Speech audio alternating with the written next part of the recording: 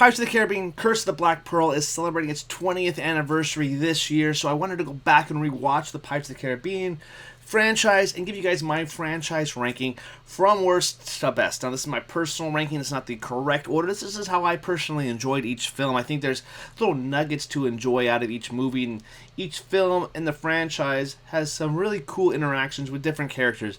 If it's Davy Jones to Blackbeard to even Jack Sparrow himself. I think there's things you can like in each of these movies, and I don't think necessarily any one of these movies is horrible or unwatchable by any means. It's just not my cup of tea. So make sure you guys leave your ranking in the comment section down below. Let's have a good conversation that is lively and swashbucklingly. That's not a word, but we'll make it one for today. Let me know down there, and we'll talk about it in the comments section. So kicking it off my list at number 5, I do have Pirates of the Caribbean on Stranger Tides. This came out in 2011. This is the 4th film in the franchise. This one sees Blackbeard as the main focal villain here, and they're looking for the Fountain of Youth. So Jack Sparrow is, of course, on the trail with Barbossa. We see Penelope Cruz and her interaction with Jack Sparrow here. This movie is interesting. I don't think it necessarily gives that full potential that Gore Verbinski was doing. This is the first film that he didn't direct. Rob Marshall directed this one, and it made a lot of money and had a really big budget. I just feel like some of the story elements this rewatch didn't really connect with me. I didn't feel like, Blackbeard, even though he's a famous historical figure, he didn't have that gravitas that Davy Jones or even Barbossa had in the previous installments of the franchise.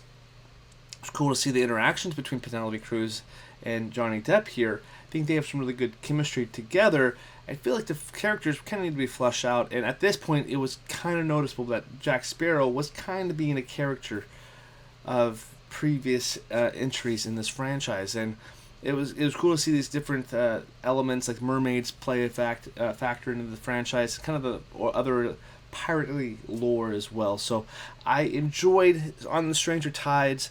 Not one of my favorite installments. That's why it's at the bottom. And this is also, funny enough, one of the entries that does play with being based off a book. The book was called On Stranger Tides, written by Tim Powers. That came out in 1987. So it had some kind of groundwork it being adapted from a book to the big screen here. So maybe there was some, the writing team had some difficulties trying to maybe relate that book here. So it's a fun watch. I remember watching this on the big screen, but not my favorite one by any means. Coming in number 4 on my list is Pirates of the Caribbean Dead Man Tells No Tales, which came out in 2017, and the 5th installment in the franchise, and unfortunately might be the last installment that we get with Johnny Depp as Jack Sparrow. I really enjoyed this one. I think there's a lot of good callbacks to previous first 3 OG films in the franchise, including Orlando Bloom being in it as well for a little bit.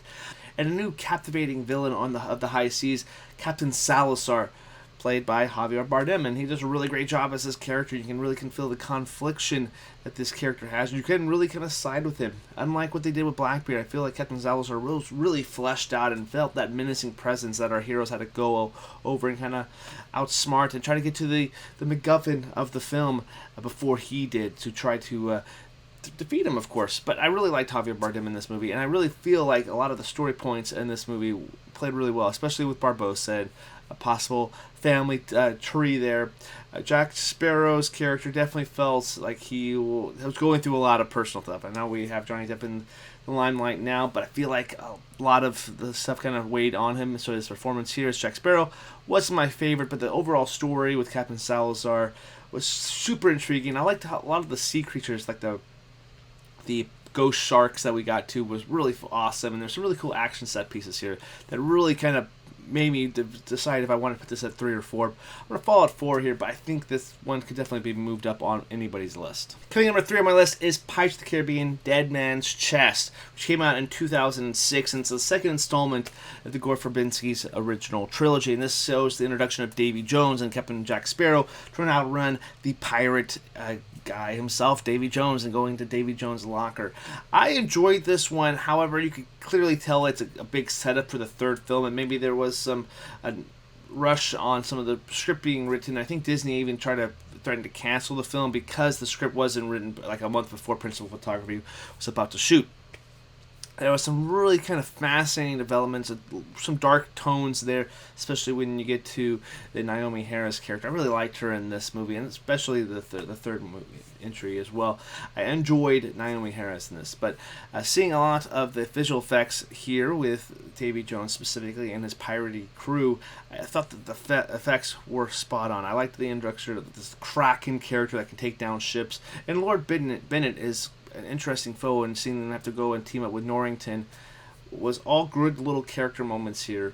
It definitely was getting kind of over the top with some of their storytelling, with trying to find Jack Sparrow, and he became this kind of larger than life figure in this franchise. But overall, it's a still fascinating, fun time, and seeing all the crew work real well together was this breath of fresh air. And seeing Elizabeth Swann get a little bit more to do in this one was also a delight as well, so I couldn't fault the film for that. So let's lead into my number 2 film, and that is Pirates of the Caribbean at World's End. Now, this is the longest film in the franchise, but I feel like there's some really cool elements. There's really awesome scenes in Singapore, and seeing all the different piratey lores and different types of pirates in this movie. I really enjoyed that, and seeing that it's not just this Caribbean pirates that we're following. There's also other pirates.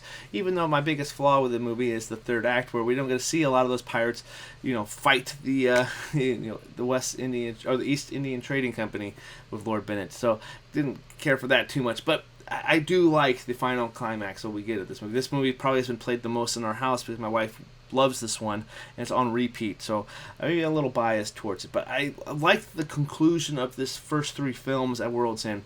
Considerably longer, but I think there's so much in there that is so interesting, especially when they go down to Davy Jones's locker and seeing that kind of whole dynamic and getting a lot more of this pirate lore. I'm always for that, so I think that Gore Verbinski really had a vision for the franchise, and this one definitely kind of washed away all the kind of negativity maybe people had for the second film, especially kind of feeling rushed and being obviously a setup for this third film here. Seeing the epic conclusion that Jack and Will Turner had with Davy Jones, loved that kind of stuff. So I love Davy Jones in this franchise. Bill Nye did a really great job. But of course, I don't think any film in the franchise is as good as Pirates of the Caribbean: Curse of the Black Pearl.